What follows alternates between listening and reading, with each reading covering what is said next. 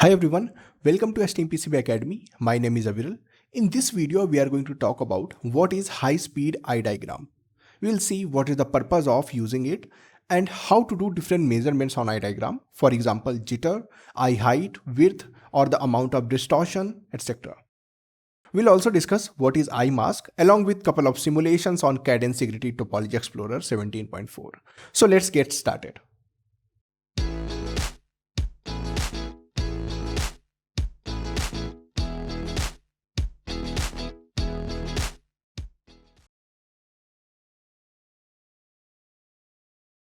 We will start with very first question.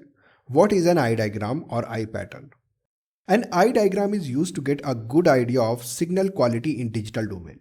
In other words, we can say eye diagram is superposition of all the data bits on an NRZ or RZ channel. Using eye diagram, we can do following measurements like amount of distortion, time variation at zero crossing, best or worst signal to noise ratio, sensitivity of timing using eye slopes, etc. We'll understand these in more detail later in this video, but first let's talk about the formation of an eye pattern from data bits.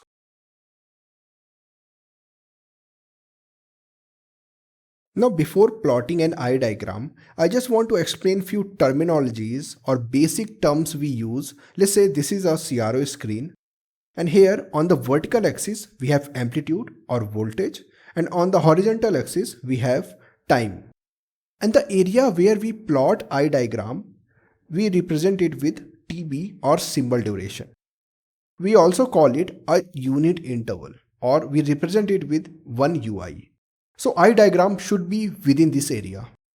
Now let's say I'm sending following serial bits on a channel, which is a polar non-return to zero channel. For that, let's say the voltage scale is plus minus X volt. Then 1 bit means we send or receive X volt, and 0 means we'll send or receive minus X volt. Alright, so till here we have drawn a polar NRZ channel for a particular serial data bits. Now let's plot an eye diagram for a CRO for one time duration or one symbol duration. We represent it with 1 TB, which will be nothing just the overlap of all the data bits from polar NRZ channel. So let's do that. For 1 it will go to plus X volt, and for 0 it will go to minus X volt. And all the symbols will be overlapped. So that's it. This is the eye diagram or eye pattern that we have created from an RZ channel. And here it is fully open, or you can say an ideal eye, because there is zero distortion, or you can say no SI problems. Similarly, we can create an eye diagram using polar RZ channel.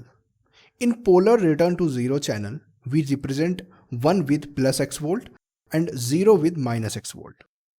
But the difference is signal should start from 0 and return to 0 within one sample duration or 1 TB, as you can see in your screen. For creating an eye pattern using RZ representation, the process is similar to NRZ. We have to overlap bits from RZ channel. For example, 1 will go like this and 0 will go to minus X volt and return to 0. So this is also an ideal eye diagram because of no distortion or no SI problems. Now I'm going to give you one example of non-ideal eye diagram using polar RZ channel. So as you can see on the screen, we have ISI problem on the channel, which is represented with highlighted part. Now in this case, if I will overlap bits, it will either start before the symbol duration or finish after symbol duration. And in result, we can see clearly the distortion on the eye pattern. So this was ISI problem on the channel. Alright, in the next step, I'm going to demonstrate a good and bad eye pattern on Sigrity Topology Explorer, and then we will talk about measurements in detail.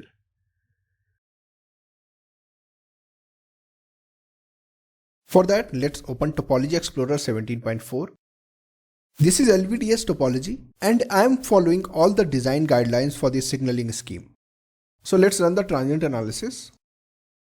An expected eye pattern should be clear with minimum distortion.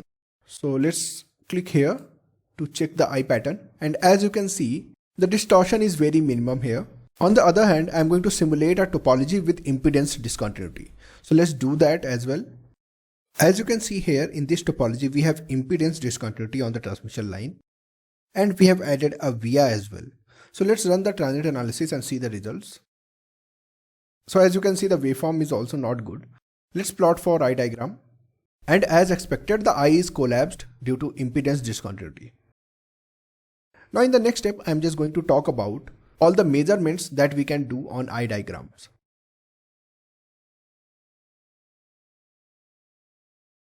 In this section, I'm going to talk about different measurements we can perform on eye diagram. First one is amount of distortion. So distortion on eye diagram is due to ISI or due to noise appears as closure of eye patterns. So it should be less on eye diagram, as you can see on your screen. Another measurement that we can perform on eye diagram is time variation at zero crossing. We also call it timing jitter, which measures the time deviation from ideal timing of a data bits. So we represent it with delta t, as you can see on the diagram. For calculating the timing jitter peak to peak percentage, we use a formula delta t divided by TB. So here TB is symbol duration multiplied by 100.